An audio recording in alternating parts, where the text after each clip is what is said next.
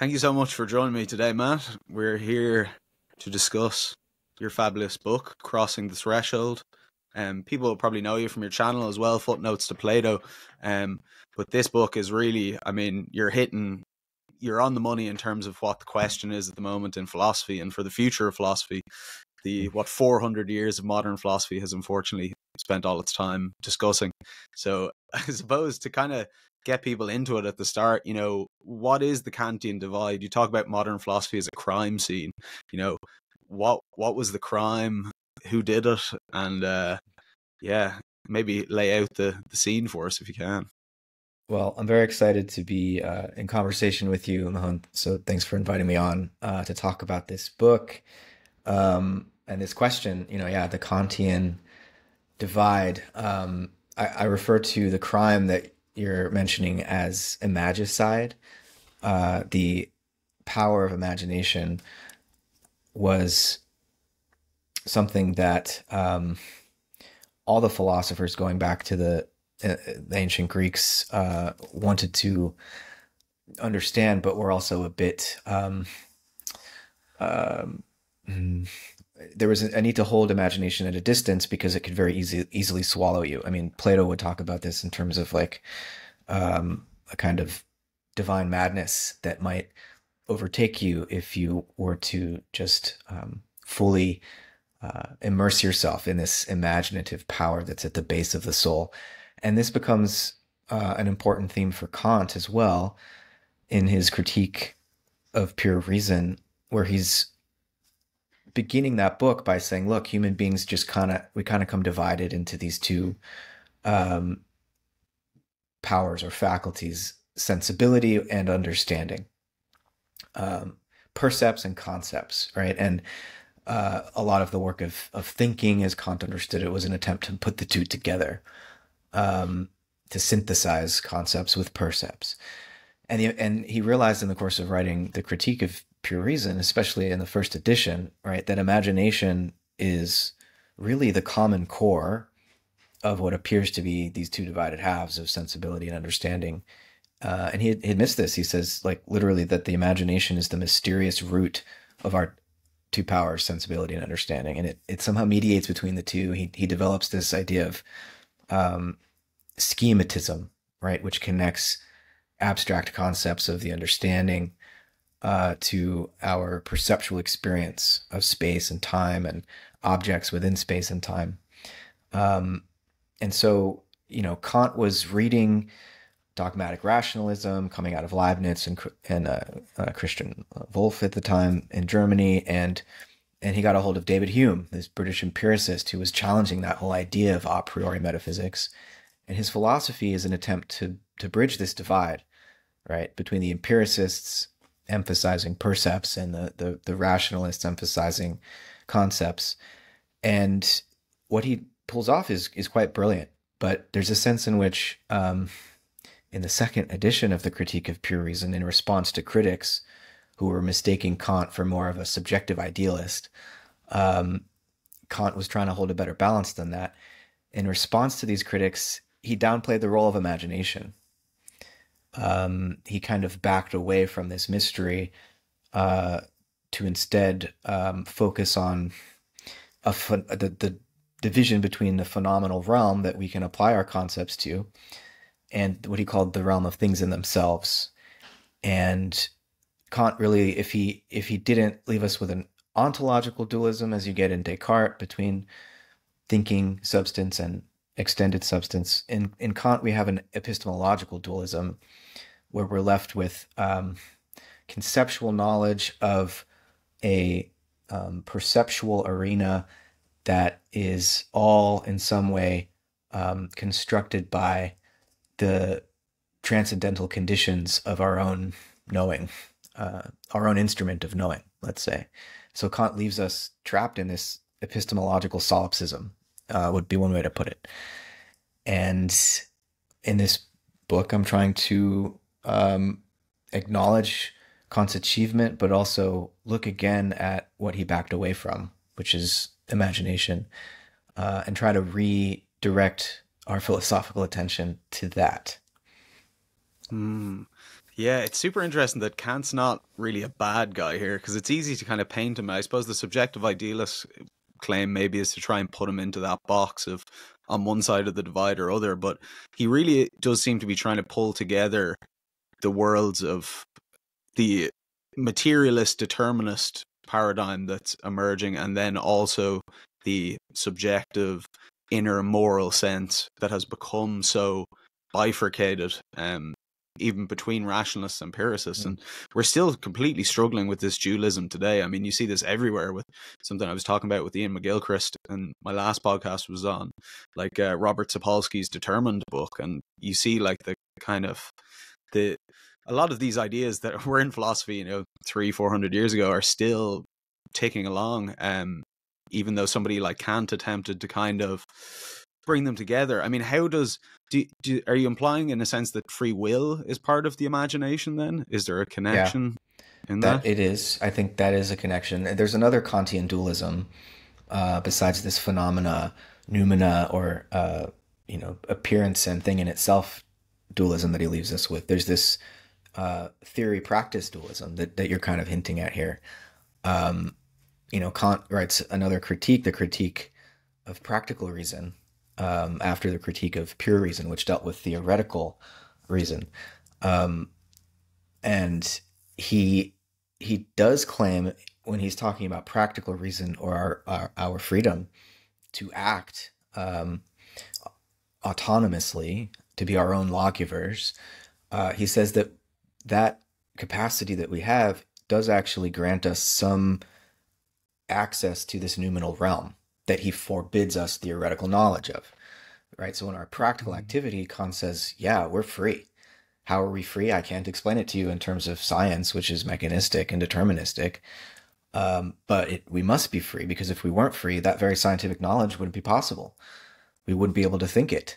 We wouldn't be able to do experimental science or mathematics. All of these things, Kant would say, presuppose the freedom of the I to think and to synthesize concepts and percepts, right? So you can't have science without this freedom.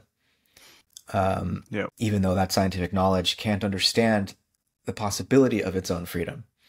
And that's the dualism Kant leaves us with. Scientific ontology, isn't it? Between, that human beings are so kind of unreliable, and our senses can be so biased that we have to be kind of excluded by the scientific method, but that at the end it has to be interpreted and communicated and known. But Kant was very worried that we would be the human would be increasingly reduced to a machine that could be studied with a behaviorist method. Kant was worried that would happen, which is why he was arguing on transcendental grounds or on purely philosophical grounds that, no, we're free. There's no way to get behind that without undermining your own capacity to know that we were machines, or that anything could be mechanistic and explained that way. Mm-hmm. And do you think this was kind of inevitable? Because there was something, you pointed out the kind of natural theology solution to that problem, which was in Plato's philosophy anyway, the good, that there's just this connection between mind and reality, that, you're capable of, the spiritual ascension is the beatific vision, in a sense, is to see that source of intelligibility, or the connection between the wedding of logos and ontos, of intelligibility and reality. And that seems to have come under fire, in a sense, in this. I don't know if it was purely the scientific revolution, or do you think it was just kind of inevitable, in a sense, that there was going to be that wasn't a sufficient argument, maybe? I think it's, the rise of nominalism, even before the scientific revolution, which originally was an argument on behalf of theologians who didn't want God's power to be limited. Yeah, because it was William of Ockham, wasn't it? It was from within. A religious framework. For Plato, God's power is in some sense limited to what's good. Right? The good is not good because God says it's good. God is good because it's the good, in Plato's view. Whereas in this medieval Christian view, it increasingly was, many theologians began to argue that, well, because God is omnipotent, God is not subject even to logic. Right? And this is what's driving Descartes also, this sense that God's power should not be limited in any way. And so, God can make 5 plus 7 equal 14, if God wants to. Yeah. Yeah.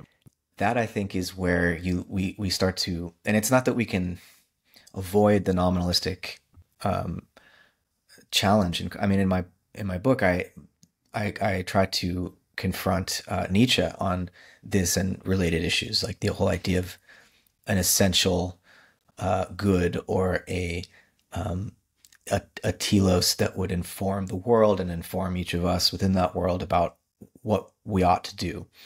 I think there's no room really after nominalism or after Kant or after Nietzsche to just naively affirm that.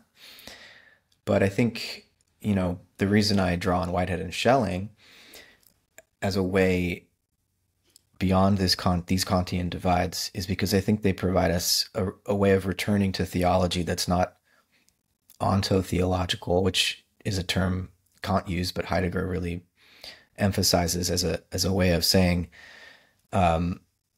closing ourselves to an encounter with being by thinking we know in advance what being is, and that being is just this all-powerful God.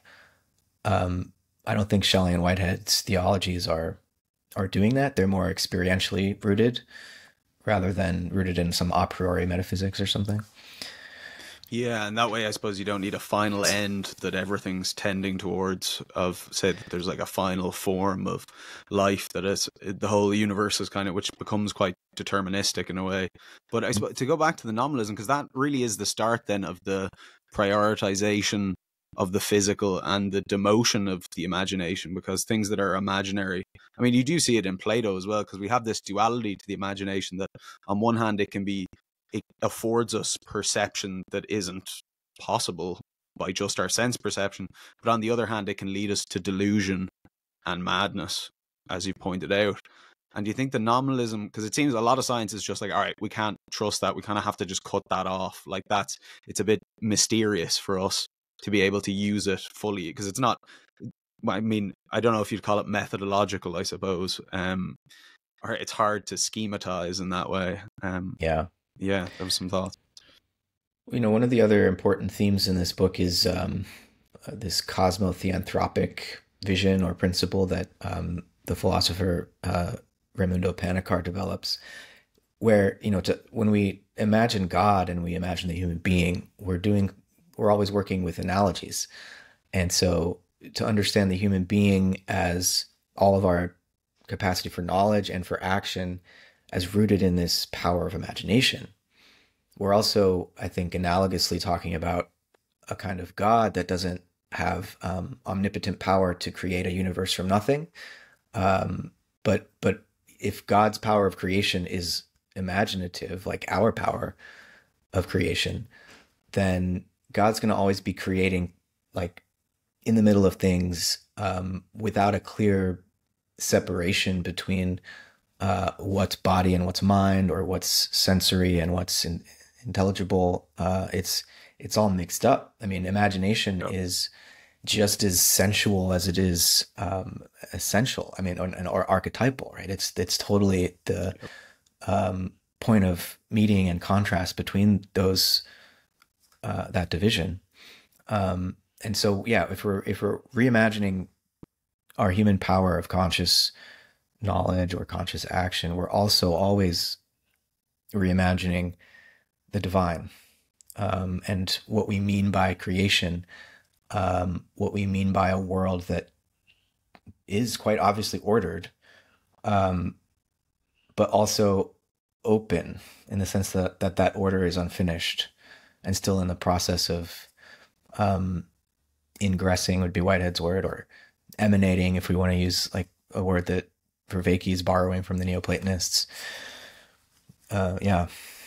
So it's not formally closed in a sense. There's an openness to it, but there is still an ordering, and that imagination can connect us to that. I mean, like Jung, I'm a huge fan of Jung, to be honest, and he really leaned on the imagination as the kind of missing connection to the unconscious for human beings. His process of active imagination that he used in the Red Book in order to gain a lot of insights into what would be his journey of individuation was almost entirely based on a kind of imagination that is like contemplative, meditative, also semi kind of dramatic, that you're allowing your imagination to inform you. Because I mean, dreams as well are imaginary, and there is information in them that we are not consciously aware of. So there's at the very least a therapeutic argument, I think, for why that could be.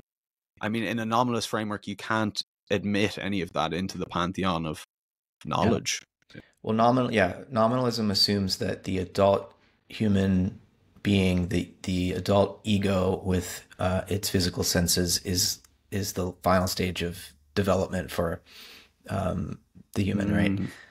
And I think what Jung is, and transpersonal psychology more generally, would be saying there's actually a further stage of human development. You can't skip the stage of the sense-bound ego, intellect, rational mind. Like, you have to achieve that.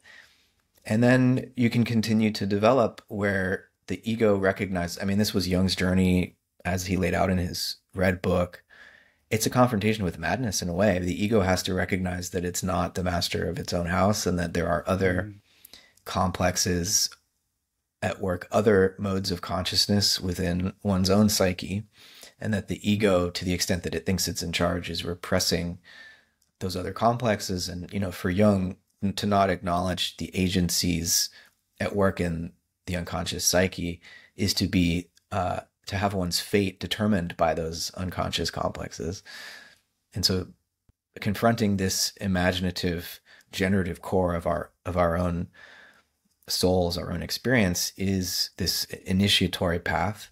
And it sounds spooky, but it's also just, I think, the natural course of human development. If you can move beyond just the kind of, it's not just an illusion, but it, as a resting place, as a sense of finality, it is an illusion. This body-bound ego, or skin-encapsulated ego, is one of my favorite philosophers, Alan Watts, used to call it. We need to go through that to something else, which I think requires crossing this threshold of imagination, where you really do touch the ground of your own being and see that that is also the ground of being. And that's, this is not easy. But I think it's what human beings are being called to do, because we are evolving. Everything's evolving, and we're not finished yet. The human being is not finished. It's kind of how our self-transcendence occurs, is the interesting thing. I made an argument in a previous podcast about the Plotinus and the Neoplatonists thought of themselves as individuals. You've probably heard of the divine double stuff. Charles Strang, I read his book a while back, which is very good on it, and that they had this idea that you had a daemon or a individual. And I think one way to interpret that in a more naturalistic framework is that that's the ideal future self. I mean, we can imagine a future self. We can imagine a range of future selves, good ones, bad ones. Hypothetically, there's a best one. There's one that fits the most. And it's only through that imaginative image that we can structure it has a causal power to actually structure our behavior. It's not causally determinative in a like efficient cause kind of way, but in a sense that if I want to be the best football player in the world, I have to spend my days playing football. That image, that future hypothesized good, structures my behavior in the present, and there's no other way for me to do that. So in nominalism, the idea that that's not real when it actually has causal power over me, I think really limits our ability to actually self-transcend, to become better versions of ourselves. And maybe that's feeding into the meaning crisis and the developmental issues we're seeing. I think that's nominalism, a big loss. Yeah. Very well said. Yeah. I think of nominalism as like the iconoclasm that was necessary to break us free of the idea that we could just dogmatically inherit the form, the structure of intelligibility, that we could just inherit that from the past because it's finished. Nominalism needed to destroy that idea. But now we need to recover, in the wake of that destruction, a new way of participating in the process of formation that's always ongoing, right? And it doesn't happen without us. I mean, that's the real danger here, is like, I think there's a connection between our human capacity to consciously partake in this process of formation, and the earth itself's ability to continue to live, and evolve. Like, the human being needs to show up to help this process along, or if we don't show up for that, we end up destroying it. And I think that's what we've been busy doing for a few centuries here. I think there's still time, but it's we're running out of it in terms of the development into this new way of being a human being. And so I do take things like transpersonal psychology really seriously, even though there can be a lot of woo there. But it's really just acknowledging we have to make this shift from thinking of God as something external to the world to, Whitehead refers to it as the dire need to secularize the concept of God's function in the world.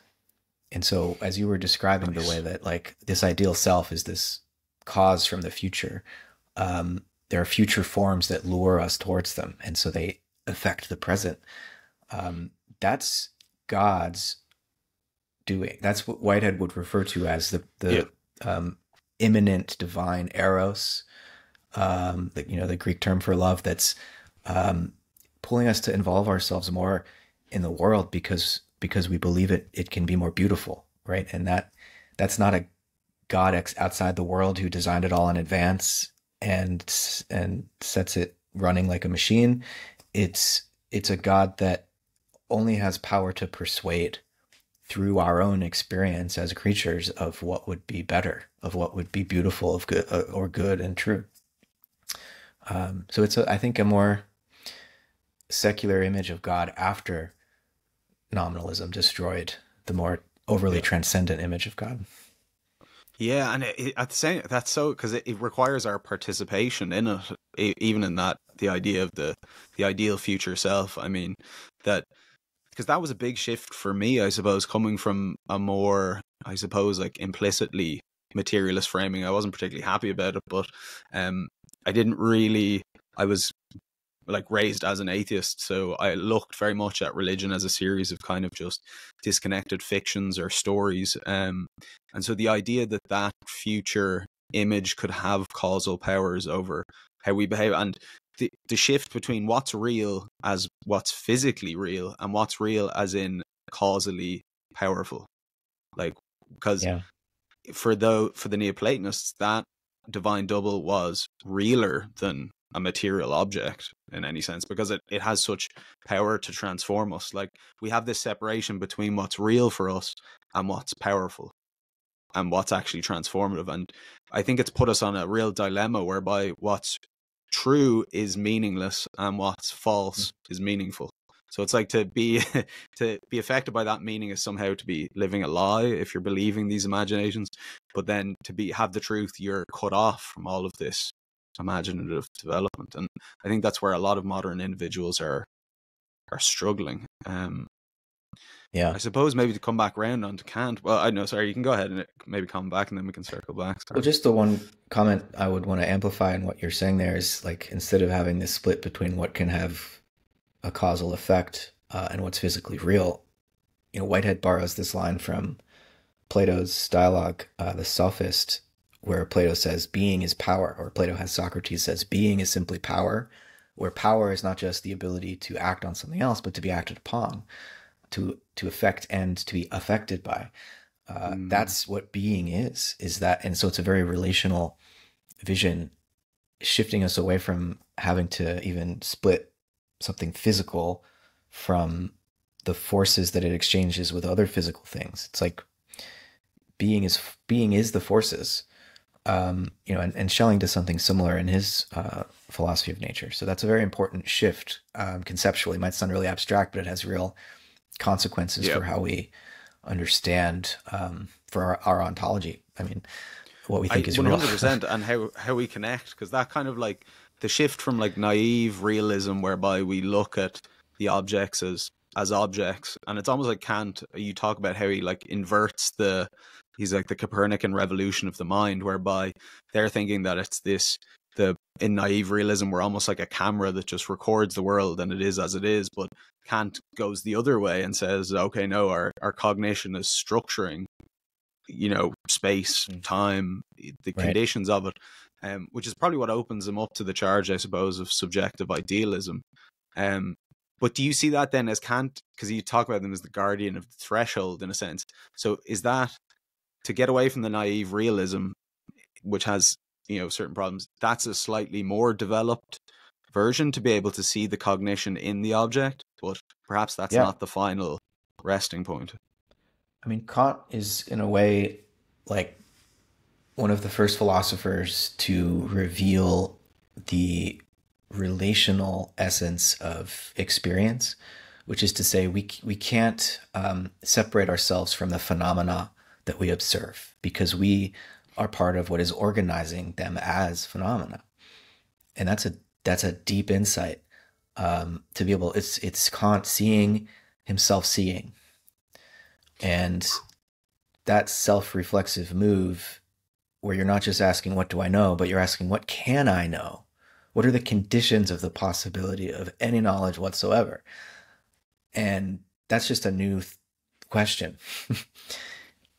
And it's really important for natural science. He was very concerned to provide metaphysical foundations for science. Like, what does science presuppose? Well, Kant says it presupposes we have an understanding which is structured in a categorical way with clear concepts and a logic connecting them, right? So science presupposes logic. And science presupposes that we have this mathematical form of knowledge, which Kant calls synthetic a priori knowledge, which is a fancy way of talking about how when we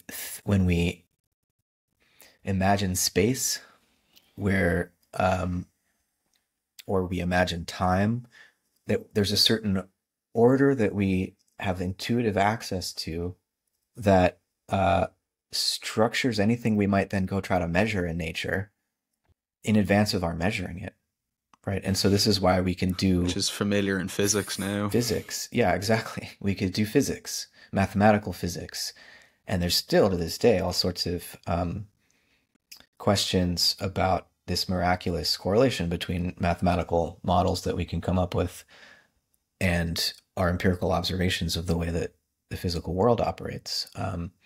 Kant would say, well, this is no mystery. That's because we can only experience the physical world in terms of those mathematical models.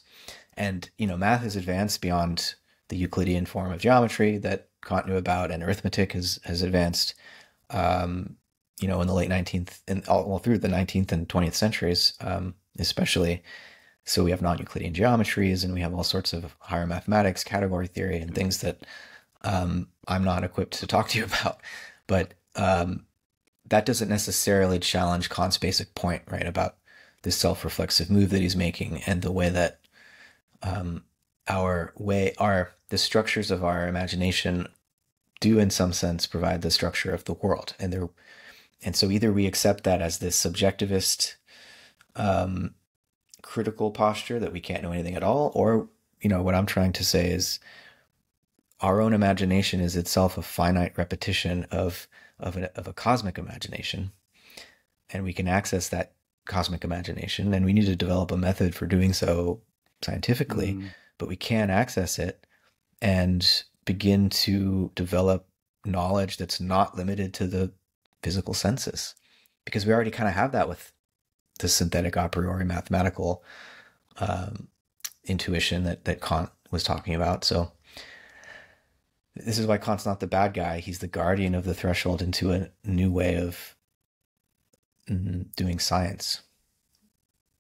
Yes, and there's something I was meaning to ask you before, actually, which was coming up a lot, as it was something that got me really excited about reading this book and about your work as well, which was Transcendental Apperception. I don't know if you ever read a book by Richard Carney called The Wake of Imagination. He's an Irish philosopher. I've heard of him, yeah. It might be worth checking out, because he makes a very similar argument that, like, Western philosophy is in trouble because they threw out imagination, basically. Like, we need to find a way to bring it back into the ontology. And I found that book very synchronistically, I suppose, when I was doing my undergraduate, and was just, there was something about it that really appealed to me. But he talked about transcendental apperception, but I've never fully understood maybe the ramifications of it, because in my understanding that transcendental apperception is how we understand new impressions by their being contextualized by a pre-existing body of ideas. So like, I can learn what a fork is because I know what food is and what eating is and what a knife is and a fork. Like, it exists within this kind of network of ideas, and then new things that we learn are contextualized by that network. I don't know how accurate that is, but that's kind of my understanding. I think this transcendental unity of apperception is it's the fundamental idea of Kant's whole scheme. I mean, everything kind of rests on that, as you're saying. It's the basis of memory, and thus our ability to contextualize new experiences so as to know what we are experiencing. We relate it to what we've experienced in the past. And this transcendental unity is something Kant says we can't actually directly experience or intuit, but we have to presuppose it for anything that we do know to be possible. Like the transcendental unity of apperception is more a reference to the unity of ourself in a way. How do I have a sense of continuity of I am the same self I was a few minutes ago, and so the thought I'm developing continues to make sense. But there's also the transcendental unity of the manifold, the sensory manifold, or physical nature. Perceptual binding. Yeah, basically that's how contemporary neuroscience would refer to it. But science has to assume that nature is a unified system. Assume that it is. You can't discover that it is, because the pursuit of laws already presupposes that nature is a unified system. And so this is a transcendental, this is part of what it means to do transcendental philosophy is, whether we're talking about the unity of our own sense of self, which we can't directly experience, but just have to presuppose, or the transcendental unity of nature, which we can't prove, we just have to presuppose. This is Kant sort of out-contextualizing, I think, any naive materialism or naive realism. You just can't really hold that position anymore without refusing to think. I mean, not to be rude or anything to materialists, but... And that seems to be the position that we're in a sense. I mean, I see so many of these arguments online, and for me, like, the Enlightenment is kind of that, the presupposition underneath it of naive realism, even in the attention literature, is really interesting because it's quite disparate and divided. But like, if you look at predictive processing and Vervaeke's work on relevance realization and trying to integrate them, it's like that you're seeing the relevance realization process is a prejudging process. It's a valuation that exists underneath perception, because we're prioritizing fundamentally our perceptions. We're seeing what is relevant to our embodied motivational action, goal-directed, organism. We're not just seeing things out there by themselves, and that's from within science itself. I mean, within an evolutionary framework, that seems to be, that's the evolutionary argument against naturalism, that our perceptions have evolved for survival and reproduction, not necessarily for objective reality. So, how do we prove? But it seems like that's like there's the next bit then of like, where is the real now? Where has that moved to if it's not this material? Which is an interesting doorway, but also kind of maybe anxiety provoking. Well, I think Whitehead says it's a move from materialism to organism. And so what does that mean? It's a shift from the idea that fundamentally the world is a collection of objects blindly colliding with one another, to an understanding of the world as composed of agencies which do have some degree of self-creativity, right? But that they're not isolated windowless monads, as Leibniz thought, but that the agencies composing the world, for Whitehead, are in deep sympathy and resonance with one another.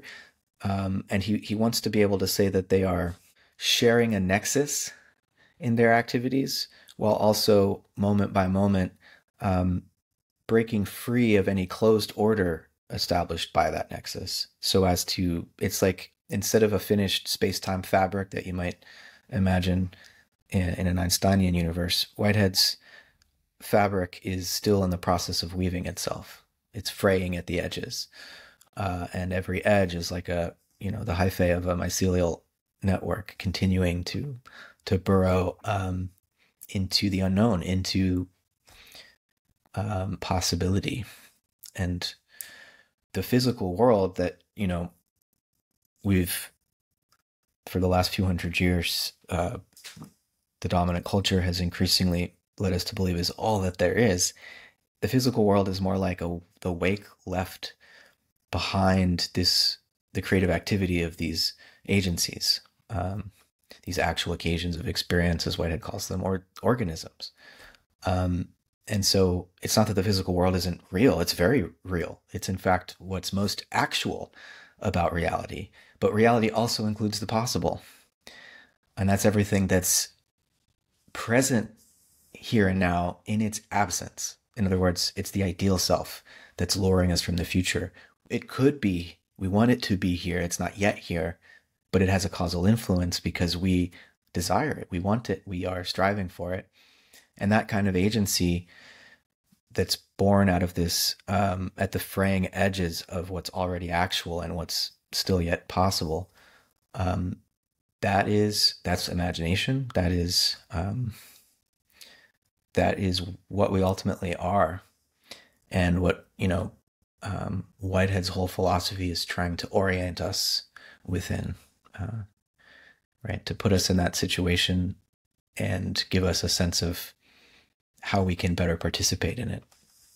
Yeah, because I'm really not familiar with Whitehead, but I'm gonna have to be more, because a lot of it's kind of like an alternate cosmology. Is it like a complete because it is I find it very convergent with a lot of the stuff that I've been learning, but then I suppose there's a whole new vocabulary and kind of an obstacle for seeing it. So do you see it dovetailing with anything? I mean, like, because your chat footnotes to Plato, I mean, Whitehead described all history as footnote, or all Western philosophy as footnotes to Plato.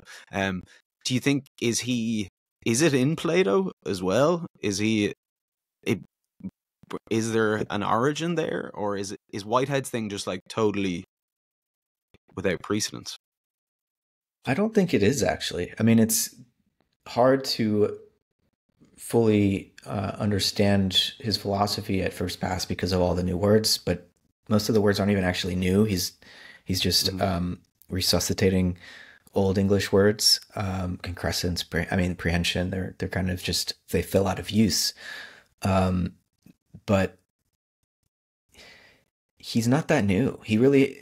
A lot of Process and Reality, for example, is a deep reading of Plato and some early modern philosophers like Hume and Locke, especially Descartes, Spinoza, Leibniz, and Kant. And so he's trying to think with this history and to gather together the scattered insights of philosophers who were in very different schools of thought, often antagonistic to one another, but he wanted to gather up as many of their insights and perspectives as he could, because his method is really radically empirical, whether he's studying the history of philosophy or the history of the universe.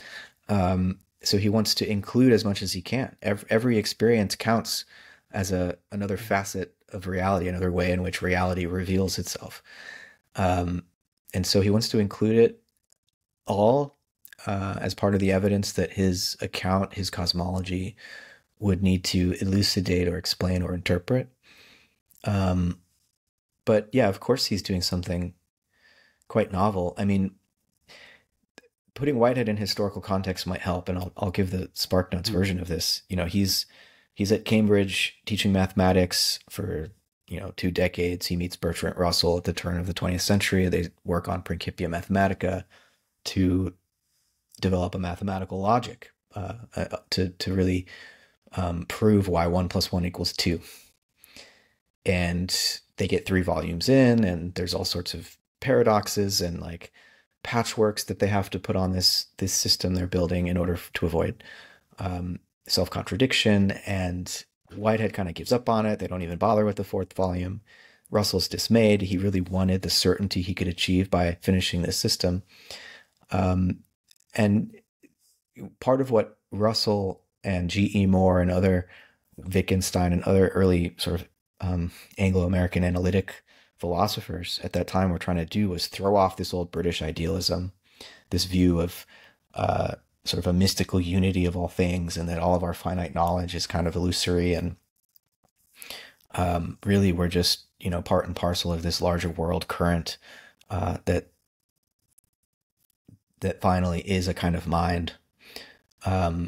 Russell and Wittgenstein and you know, Moore and others really hated. They were originally idealists, and they hated this view. They wanted to be more precise and rigorous and scientific. And Whitehead's kind of caught in the middle here. And one way of understanding his philosophy of organism, his new cosmology, is to compare it to one of the most famous British idealists of the 19th century, F.H. Bradley, Francis Herbert Bradley. I've only dipped into his work recently, earlier this year, and it's fantastic. I'm not an idealist by temperament, but it's a beautiful, compelling account. It's like an empirical reading of Hegel almost, where it's grounded more in feeling and experience, but ultimately still a kind of absolute idealism. And Whitehead takes Bradley and like turns him inside out, so that rather than there just being one absolute whole, that we are all just sort of finite blips within, Whitehead puts the absolute inside of every concressing actual occasion. So he kind of takes the one absolute and pluralizes it, so that every actual occasion of experience is recreating the universe moment by moment. And that's kind of dizzying, but Whitehead's philosophy is a kind of inversion of absolute idealism, which it's not just a simple antithesis of it. It's I think a turning it inside out that allows you to not sacrifice plurality and some sense of open-ended creativity, and also not sacrifice some sense of being whole, some sense of the universe being one. It's just a one that's constantly reincarnating itself through this process of concrescence. Does that make sense at all? Yeah, no, it definitely it helps me to kind of think through it a little bit more. And on the back of that, how does... Because it seems like he's overcoming dualism then, in a sense.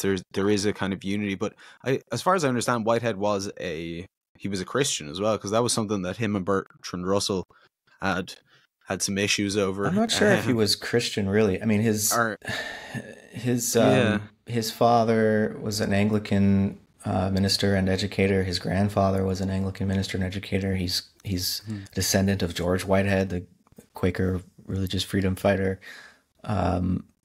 And so he's raised, obviously, in that context. But I think when he was at Cambridge, you know, he was a member of the Cambridge Apostles, this student group, and they were known for their kind of radical, maybe atheist views. And I don't know that he ever went around really calling himself an atheist necessarily, but he definitely seems to have gone through a period of rejecting the church. And his later philosophy is definitely sort of foregrounding an image of God that's a lot like Christ. But I think he also writes very critical. He has very critical lectures that you can read on St. Augustine and the way that Christian theology understood the concept of sin and evil as something that can be projected onto others. Like he doesn't like the church and its history as much as he acknowledges the important, you know, contributions that have been made intellectually and morally also. But I wouldn't say he's a Christian without many qualifications. Yeah. No, I know, because it does. Yeah, because it's not a specifically like atheistic, you know, cosmology, but at the same time, it's not specifically, you know, it's definitely not theistic atheist either. Yeah, I mean, it's panentheistic is probably the best word for it, but that just means You know, that God is he has a God concept, and then he has a little bit of discussion of religious psychology and how we can relate to that God concept emotionally. But he's primarily interested in the metaphysical function of God. So this is a metaphysician's God. To what extent it supports this or that religion. I mean, he ultimately wanted to be able to provide a metaphysical scheme that Buddhists, as much as Christians or Jews or Muslims or whoever could recognize themselves in to some degree. Right? Yeah, which seems very necessary in, pluralistic, multicultural, secular societies. It's And how does free will or human agency fit into his schema? I mean, we mentioned the problems of determinism versus, human free will, and it becomes almost synonymous with God in a sense that there has to be a God for there to be free will, or else we live in this clockwork universe. How does it change? Well, I think, anyone thinking with Whitehead or interested in process philosophy is not going to be able to accept even the premises of the debate that lead to like Sapolsky's position that we're just determined. I think there are good reasons just internal to physics that if you're honest about the epistemological issues at play, force you to reject determinism. I mean, like we can never know the initial conditions of any physical system with enough precision so as to deterministically predict indefinitely far out into the future how that system will behave. So you could say, oh, well, that's just an epistemological limitation, but in principle, okay, well, in principle, we can't know if we're determined through scientific means. So you can't lean on physics or whatever to say we're determined. Like that just doesn't make sense. But metaphysically speaking, Whitehead's view of the process of creation, the process of manifestation or realization is such that no two moments are identical. Every new moment that emerges is utterly unique, while it's also inheriting and recapitulating everything which has come before it. But what's added in each moment for Whitehead is just dependent on the scale of complexity that we're inquiring into. So if we're just talking about a cosmic ray in deep space, it's mostly a repetitive waveform that can maintain that pattern of activity for 1 billion years, in hundreds of billions of years. It may actually also be the case that there's something called tired light. It's a idea that as light travels through space for billions of years, there's a redshift that can occur because it doesn't repeat itself forever. I mean, this is kind of like entropy in a way. And so at that simplest scale, though, nature is mostly repetitive. But as you get more complex forms of self-organization emerging, then Whitehead talks about the contrasts of patterns and contrasts of contrast that can build up such that after a few billion years of evolution, you get animal bodies. And he describes animal bodies as these complex amplifiers of the vibrational patterns in the environment. And animal bodies like channel and filter these vibratory patterns from the environment and pour them into some centralized part of the body, like the nervous system, and give rise to this sense of a synesthetic, continuous sense of self that can engage its environment with agency and purpose. And there's no sharp break between the freedom that such a conscious animal organism, like a human being, can exercise and the vibrational patterns that lie at the base of nature. There's no sharp break where all of a sudden freedom enters. There's already a certain degree of creativity at the bottom floor, but it's self-amplifying over the course of evolutionary time, because learning is taking place. And, for Whitehead, there's a sort of aesthetic lure, an ideal that's pulling this process of evolution forward, that's driving this complexification and driving this achievement of more and more freedom, more and more agency, which, you can measure the degree of freedom or agency by the extent to which that organism can manipulate and transform its environment. And all life, to some degree, transforms its environment. Human beings do so at this point in our history. We're pretty much on par now with tectonic plates, supervolcanoes, and meteorites, right? So that's we're a planetary power now. We're not quite conscious of the consequences of that power ethically, and in terms of the long-term future, we're barely waking up to that. But our freedom is clearly more power. It's a greater causal. It has just as much causal agency on the planet as any of the physical stuff going on, right?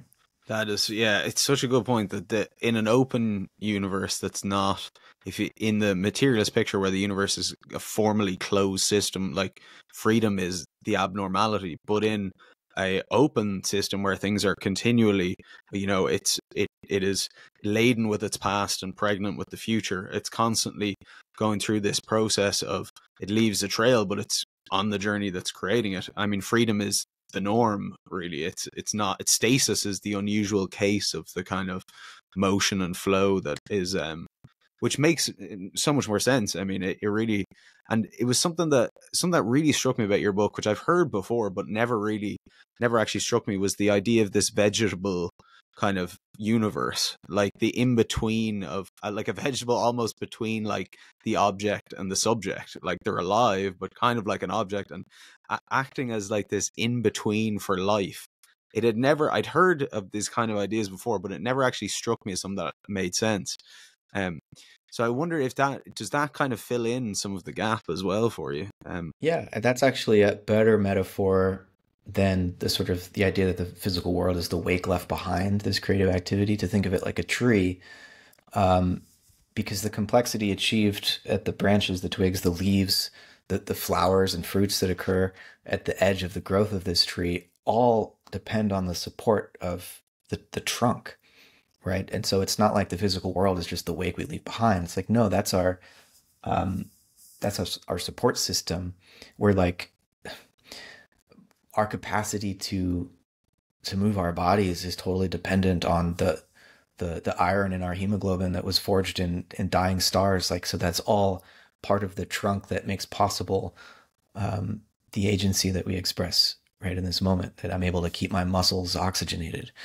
And so it's not just like we're surfing like on the water, and that it like we're made of that water. Yeah. So I think the vegetable ontology or vegetal ontology is it's part analogy, but I think also, I really mean it as more than a metaphor. I think it's quite literal in a sense of like there isn't this firm separation. Yeah, everything is alive, and the way that we typically understand the plant world as, everyone admits plants are alive, but whether or not they're sentient, I mean, we're starting to recognize that they are sentient in various ways. But I think it's an easier step for people to think of all physical organization as having, I mean, I play with the etymology. There's a phyto, I mean, physis, the Greek, and phyto, the word for plant, are related for a reason. And so there's a way in which everything physical is already a process of growth and generation. And all you have to do is view the universe as a process of cosmogenesis through its various stages of more and more complex organization, to see that to be physical is not to just be dead stuff colliding. It's when you just study the physical universe, you're seeing the history of a growth process. And yeah, there was just fundamental particles, seeds at the beginning. implanted in some mysterious kind of soil, this matrix of space-time that's itself in the process of foaming forth. It's not that the space-time pre-exists the seeds. It's like all life creating its own niche as it goes, right? So yeah, I think of it as it is a metaphor, but you can't escape metaphor in science. Like any scientific theory is ultimately resting on some kind of metaphor or analogy, comparing this to that, comparing something we know to something we don't, so as to gain knowledge of what it is. And I just think the plant metaphor works much better than the dead particle metaphor. I think it's even more than a metaphor, to be honest. Just as you were saying, I was looking, I have like a bookshelf over here, and thinking of the bookshelf, which is made of wood. And like, I look at it as an object, but I mean, that was a tree that began as something else, that was a seed that has gone through this process of, and now it's dead, and then eventually, it'll be recycled and it will go back into something else. I mean, to focus on it just as a material object is really to zoom in on what it is right now in this very specific case. And once you start to think out a little bit more, you get this quite different picture. And I think we're very stuck culturally on that zoomed in picture that's really an abstraction in a way from a broader. But this is a challenging thought, right? Like, because I would say one of the implications of this kind of vegetal ontology is that when you think about the earth itself as a physical body, I think we can say that actually the rocks, or the mineral dimension of the earth, did not precede life.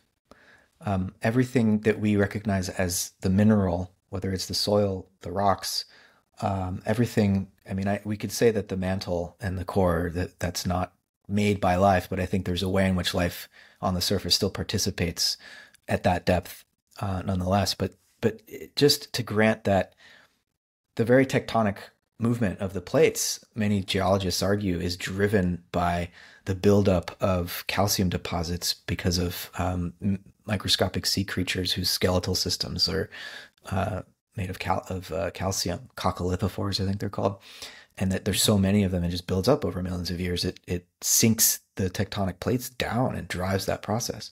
And so the idea would be that the mineral dimension is a kind of excretion of the living dimension, right? So life precedes matter. Matter is the decay of life. And that's a shift. That has important massive implications. That's huge, because it really does overcome a big lacuna in terms of this. I remember Aldous Huxley talking about it, that it's either you have a dead world that somehow miraculously produced life, or it's alive all the way down. Like it doesn't make sense for somehow life to emerge from dead stuff. I mean, but I would also say that it's not that they're like it's life all the way down, but there's also like death is an important part of the process of life. Right. So that we're made of dead, we're made of dead life in a way, like that everything that we're inheriting is fossilized, the fossilized achievements of past agencies that live on in our recollection of them, our re-embodiment of them. And so death is very important, like, to this process, because it's what the present is built out of in a way. Evolution depends on death. I mean, think about it that way. So I don't want to make it might sound a little too Pollyanna to say that it's all alive, and because it can take the dark side of life out. And I'm trying to be, I mean, I suppose not, because these are important topics, I think, in terms of actually getting them to a point where, people can see the value in this kind of thinking, because in some corners of the internet, but in the broader culture, we get very locked into these ways of thinking that there's this literal world of facts and it's like this, and there's no other way of seeing it, and that can become I mean, you see the problems with the meaning crisis, where you have 80-90% of people in the UK believe their lives are meaningless, and that comes from a lot of this ontology. Like it really, and it's only the imaginative process of reaffirming or rediscovering, I suppose, what was lost, but not getting rid of what we found in this modern philosophy movement, that can actually start to get us beyond that, I think. So it is a very serious endeavor, I think. Yeah, I mean, this is a pivotal moment in human history, and I think philosophy has an important role to play here, but it's not. A lot of what we've been talking about is meaningless for a lot of people, because it's, I think, something I struggle with is just the importance of translating this, and I do feel that the world's religious traditions, these enduring wisdom traditions, which are, as institutions, not perfect to say the least, still have a role to play here. It's like we can't, we're using this metaphor of how we are, the universe is this kind of growing tree, and our civilizations at this point are branches branching off of thicker branches that are forged out of this religious consciousness. And so there is a need to recover some of the symbols, the practices, the world-making rituals that are already there. None of our modern secular lives and forms of government and even economics are fully separated from certain ritual forms of behavior that have been formed by these religious institutions over thousands of years. And so it's like waking up to what we're already doing and doing it more consciously and conscientiously. I think so much of the modern movement away from religious dogmatism on behalf of the freedom of individuals has been absolutely essential. But to just leave us as these autonomous egos seeking their own finite fulfillments that ultimately have no greater context within which to plug themselves in to a larger meaning story, that's a losing operation. I mean, that's a that our civilization has reached that point, and that there is a meaning crisis. People recognize the crisis, but that there aren't yet clear pathways beyond that is worrying. And it's especially worrying that like the smartest people on the planet are the most resistant to the idea of some kind of deeper meaning that we plug ourselves into, because they're so suspicious of traditional religion. And I get that, but it's a problem. And so I try to address it, but it requires both trying to have one foot in academia, where we speak these technical languages and read these impossibly hard books, and have another foot, I guess, on the internet, and trying to translate and bridge between other communities of practice and discourse that aren't just lost in the books. And I don't know to what extent I'm successful with that, but that's the effort, at least.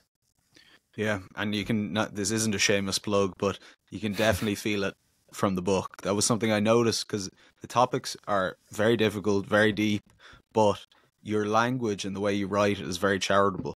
It's very much inviting you in. It's quite poetic, and it's very much, you can see how you want people to be able to live within these ideas and to understand them, which was very much appreciated with my own, difficulties in learning stuff. I could really appreciate that, as well as the depth of the thinking, because it's so important. Oh, thanks. So glad to hear that. Yeah. Thank you so much, man. Hopefully we can do it again next time. Maybe we'll Absolutely. discuss the meaning crisis and the technological outgrowths of these. Some of these ontological and epistemological issues. Let's do it. Yeah, thanks so much, Mahan. This was a lot of fun. Appreciate your attention.